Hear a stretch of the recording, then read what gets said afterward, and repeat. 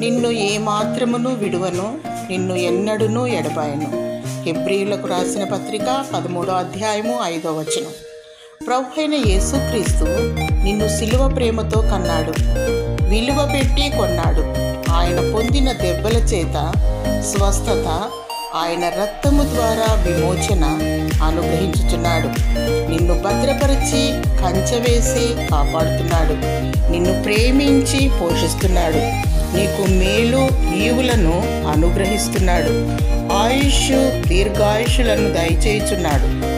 ఏ అర్హత ఆధిక్యత లేని నిన్ను జగత్పునాది వేయబడక ముందే ఏర్పాటు చేసుకున్నాడు. శాశ్వతమైన ప్రేమతో దేవుడు నిన్ను ప్రేమించుచున్నాడు. విడువక నీ ఎడల కృప చూపుచున్నాడు. దేవుణ్ణి స్తుతించు. క్రీస్తు యేసుకు కలిగిన ఈ మనస్సు మీరును కలిగి జీవించు.